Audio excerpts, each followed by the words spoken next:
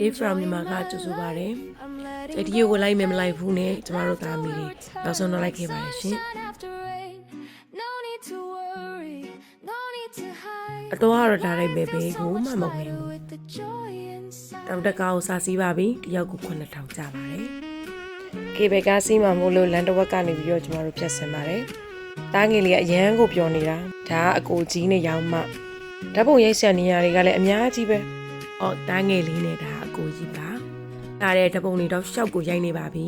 ။ဒါချင်းရတဲ့ကြီးတော့ပုံလေးလည်းရမ်းလာ။အဲ့ကေဘယ်ကားဝင်းထဲမှာတော့ဓာတ်ပုံရိုက်မယ်ဆိုရင်အများကြီးပဲနေရတယ်။ကေဘယ်ကားတယောက်ကို2000ကျတယ်။ကျမတို့ကမိသားစုလည်းအားလုံး6ယောက်ပါကြတာရှင်။အော်ဆုံးလေးကတော့အရန်ကိုသဘောကျတယ်။သူကဒါပထမဆုံးကြည့်စီရပါဘော။တကယ်တော့သူငယ်တော့စီမွေးမမှတ်မိတော့တာ။အပေါ်စီကမြင်ရတဲ့မြင်ကွင်းနေရလဲလေအရန်ကိုလှတာပဲ။ကောင်းကင်ကလည်းပြတောင်းပြီးနာတောင်းနေရလဲစိမ့်ဆိုးနေရပဲ။ပို့ပြီးတော့လေလူနေအိမ်ကြီးကလေထူထက်လာတယ်ဒီလား။ဘာလို့ဆိုတော့ပွားနေကြည့်မြင်နေရတယ်။ရင်တော့ဆိုအဲ့လိုမျိုးအိမ်ကြီးတော်တော်များများမရှိကြဘူး။ကိုဖုံးကတော့သူစီးဘူးပါတယ်ပေါ့လေ။အော်တော့ကြွားနေရ။ပြီးရင်လည်းစီးဘူးတယ်။အော်တော့မစီးဘူးအမေညီကိုလေးက။ကေဘယ်ကားနဲ့ကကျတော့ခဏလေးလိုပဲရောက်သွားတာ။စီးလို့တော့မဟုတ်ပါဘူး။ပေါ်ရောက်သွားပြီ။ဒီကနေပြီးတော့จิตတူပြောင်းလှမ်းဖူးမော်နေရတာပေါ့နော်။တအားတက်ပဲဖို့ကောင်းတာပဲ။စောင်းလေးလေးလာခြင်းနဲ့ဆူတောင်းလေးရလည်းပြေသွားတာပေါ့နော်။ကိုကြီးလင်မယားကနေပြီးတော့ကမကထခန့်ဈေးစကအကုန်ကြခံပြီးတော့လိုက်ပို့ပေးတာ။မောနေကြပြီ။ဒါကေဘယ်စီးပြီးတော့လေရင်းမြတော်ပေါ်၄ပါလုံးလောက်ရှိရဲတဲ့တက်ရတာ။နည်းနည်းတော့မောတယ်ထင်တယ်မလေးတကယ်ကြာမမောပါဘူး။ဟိုင်းတိတ်တောင်လားစရာမလိုပဲနဲ့တက်သွားတာရင်းမြတော်ရောက်အထက်ညမလေးကိုလေမေးကြည့်လိုက်တာပဲဆိုင်နေကောင်းလဲဆိုတော့လူလူမြစ်တာကောင်းနေတဲ့နောက်တစ်ခုပြောသေးတယ်ကျမအားနဲ့လူလူမြစ်တာဝင်စားလိုက်တာမစိုးဘူးကောင်းနေရှင်တော်လဲကောင်းတယ်ငါတလောက်ပေါင်းလဲကောင်းတယ်နောက်ကျမကကြတော့အကြက်ချင်းနိုင်ဝင်စားတာဈေးလေးနဲ့တော့ပါတယ်သူတို့အကုန်လုံးရောက်ကိုဝါစားတယ်နောက်မှအခါပြင်းလို့လည်းပြောတယ်အဝါစားပါစားပြီးပြီဆိုတော့ကျမတို့ပြန်မယ်နားမယ်ယူရိုလေး3မှာကျမတို့ booking ထားရိုးလေးတော့မစိုးကျမတို့ဒီဘက်ကရှူကင်းဘက်ချမ်းလေးရတယ်ပေါ့နော်အခန်းလေးတွေကလည်းမစိုးပါဘူးတက်ရက်တယ်အတန်ရှင်းပါတယ်အရန်တော့အကျယ်ကြီးမဟုတ်ရှူကင်းဘက်ချမ်းလေးကြားတယ်ပေါ့ reception နဲ့တော့နည်းနည်းဝေးတယ်ရှင်အဲ့ဒါလေးတခုတော့တိတ်မကြိုက်ဘူးအခန်းလေးကအနံ့အတန်မရှိပဲတန်ရှင်းတာနဲ့ကျမတို့နည်းနည်းတော့ကြည်နေကျမတို့ကလည်းဂိမ်းဆော့ချင်နေတာတိတ်တော့မနာတော့ဘူးကြက်တီကိုပြန်သွားမယ်ဘုရားပြန်ဖူးမယ်ပေါ့နော်အဓိကဘုရားဖူးဖို့လာတာဆိုတော့ရမ်းမနာပဲနဲ့ကျမတို့ကဘုရားဖူးဖို့အတွက်ထွက်လာတယ်ကလေးတွေကတော့စားရမှန်ပြောင်းနေကြည့်ကြတာဒါဂျီရောကြီးနဲ့အကိုကြီးတို့သားမိပေါ့ရှင်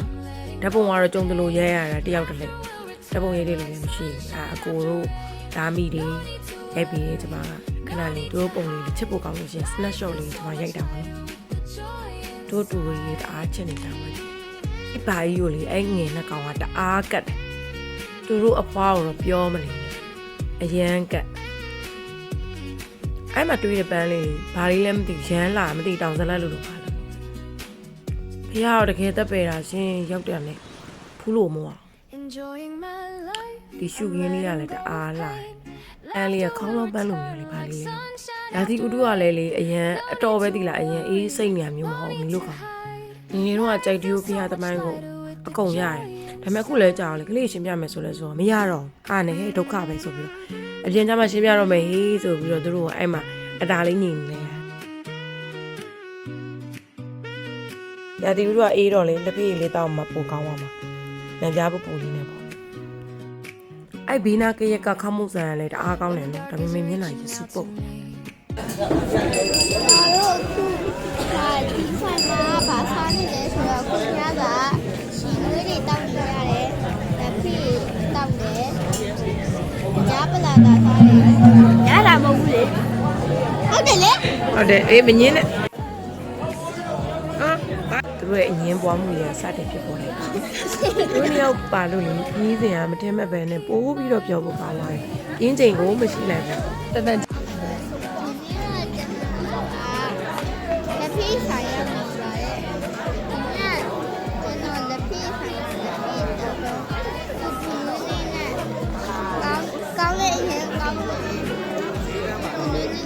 ဒီပေါ်ပေါ်နဲ့ခုကျွန်တော်တို့ကကြတော့လက်ဖေးဆိုင်ရောက်နေပါတယ်ခုကျွန်တော်တို့ဘာစားနေလဲဆိုတော့ကျွန် ကြားပလာတာရဲ့ရွှေပလာတာရဲ့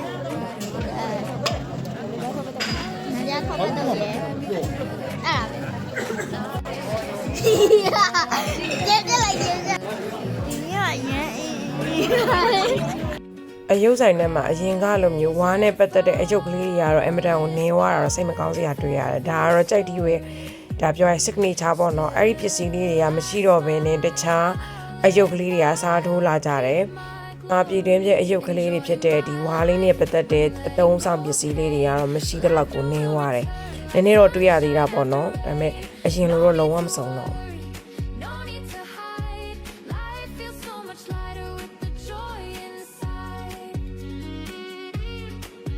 ဒီတစ်ခေါက်တော့ကြိုက်တီကိုပြအားရအောင်လို့ဖူးမယ်ဆိုပြီးတော့စိတ်နဲ့လေအရန်အေးနေတာအောင်မှတပတ်တီထုံအနှွေးရီထုံပြီးတော့ဖျောက်အားရအောင်ဖူးခဲ့ပါသေးတယ်။နဲ့စောတော့ကက်မယ်ဆိုပြီးတော့ကျွန်တော်တို့စောထားရပဲဒါပေမဲ့ချင်းမြင်တော့မှလူကပြင်းနေပြီ။မြန်မာရီတရားဘယ်လောက်ကောင်းလဲဆိုရင်စောတော့ကက်တဲ့နေရာမှာလည်းအပြည့်ဘုရားရှိခိုးတဲ့လူနေရာမှာလည်းအပြည့်လူတွေများနေတော့ကြာပြီးတော့မရှိခိုးပေးလိုက်ရအောင်။ဒါမနေ့ကမဝယ်လိုက်ရတာကိုကြီးကြနေလို့ဒီနေ့တော့ဝယ်လိုက်ပြီ။ဝါးနဲ့လောက်ထားတဲ့ဓာတ်ရောဝါးနဲ့လောက်ထားတဲ့တစ်သားကားလေးပေါ့နော်အဲ့လေးတွေရောရန်ကုန်ပြန်လက်ဆောင်တူမာလေးတော့ဝယ်ဖို့ရောအမအကုန်လုံးကအကုန်လုံးဝယ်ပေးနေရဟုတ်ပြီသူကအရင်ပြောနေပြီဒါအာယုံတက်ခါစားအလင်းရောင်လေးနဲ့ဖျားဖုံးမြော်နေကြတာပေါ့နော်ပြင်ရတဲ့အဖွဲကလေချင်းပြည်နယ်ဘက်ကလာကြတာသူတို့ကမြဝေးရနေလာကြပြီးတော့ဖျားအောင်တေးချကိုပူဇော်နေကြတာကြည်နူးစရာဒါကတော့တာမိအမွှေ3ယောက်ပေါ့နော်ဒီဓာတ်ပုံတစ်ပုံမဲ့တေးချလေးရလိုက်ကဲတစမ်းမအငြိမ်မနေဘူးဓာတ်ပုံရဲကိုမနေဆွဲလွဲပြီးခေါ်နေရရှုခင်းနေရလေအာယုံတက်ချိန်လေအာယုံတက်ချိန်မို့လို့ညဆိုလဲညမို့လို့အရန်လာတာမျက်စိတွေထွက်ကိုမထွက်ဘူးကင်မရာမှာပါတဲ့ lens နဲ့ဘလို့မှအပြင်မှာရှိနေတဲ့တောင်တန်းတွေကတစမ်းမအောင်မတူကြအောင်အပြင်မှာအရန်ကိုလာတယ်ပြောမပြတတ်အောင်မယ်ညစိမ်းတောင်လို့ပါတော့ဆိုလို့ရှိရင်လေမျက်စိနဲ့လှမ်းမြင်ရတဲ့အနေထားနဲ့ဓာတ်ပုံရိုက်တာနဲ့လုံးဝမတူဘူးတကယ်တော့မနှက်ဆိုလို့ရှိရင်လေတချို့တွေဆိုကန်ကောင်းတယ်တင်းပင်းလေးတွေပါရင်ကြည်ရကျမတို့သွားတဲ့ချိန်တော့တင်းပင်းလည်းမတွေ့ခဲ့ရဘူးအေးတာလည်းအရန်အေးတယ်နော်ဒီချိန်တော့ဒီမှာတချို့ပုံတွေဆိုမရိုင်းဖြစ်ဘူးဆိုတာလေလူတွေများတော့သူတို့မကြိုက်မှာဆိုဒါကတော့ရိုးရိုးလေးဟိုတယ်3ရဲ့ဒီ reception နားကရိုက်တာပေါ့နော်ရှုခင်းကအရန်လာတယ်ဒါပေမဲ့ကျမတို့တဲတာတော့အဲ့ဒီဘက်ချမ်းမဟုတ်ဒီနားလေးရိုက်ရင်တော့ပိုကောင်းတယ်ဒါဆိုပုံကတော့လူအမြဲတမ်းမစုံတယောက်လဲရိုက်ပေးနေတာဒါဆိုအကိုမပါအောင်အဲဒါကြီးတော့နဲ့ကျမနဲ့2ယောက်ရိုက်တာဒီပုံလေးလည်းအရင်လာတယ်အကိုကတော့မပါဘူးအမပါတာကရောင်မရဲ့ကြီးတော့ရဲ့သား2ယောက်မောင်ဖုံးရဲ့အခွီတစ်ဖြက်လေးပေါ့ရှင်ကျမတို့တဲတာအခန်း900နဲ့1920ပေါ့နော်သူကကြတော့ရှုခင်းလေးကတော့လှတယ်ဒါပေမဲ့စချင်ကနေတော်တော်လေးတော့ရတယ်ရှုခင်းလေးကတော့အမှန်ပါတဲ့တိုင်ပြန်လှတယ်ကြွက်လည်းနည်းနည်းရှိတယ်နောက်ကရှုခင်းလေးရမ်းလှတယ်နော်ဒါရိုးရိုးလေး3ရက်နောက်ပဲချက်ကျမတို့အဲ့ဒါအခုလှမ်းမြင်နေရတာရဟရင်ခွဲဘက်ပေါ့နော်တောင်စုံလေးမှာမများရိုက်နေရကျမအသေးတွေရလို့ကျမတို့ကြောက်တယ်မရရဲကျမသွားတဲ့ချိန်အဲ့နာမင်္ဂလာဆောင်တစ်ခုရှိရောနေရောညရောကျမတို့ကာရာအိုကေနဲ့တစ်မျိုးနော်တချင်းနဲ့တပုံနှိပ်စက်တာလေး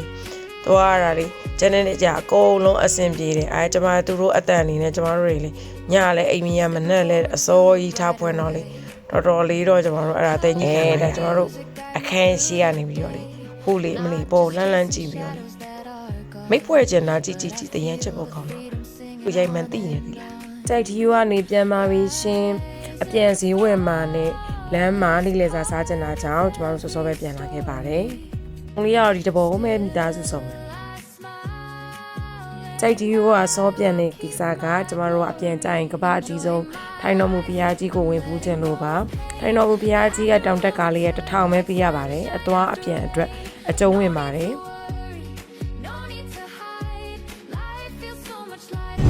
မိုက်လား။အော်မိုက်လား။အော်ဆိုင်ငယ်ကဲစားကြတာလေ။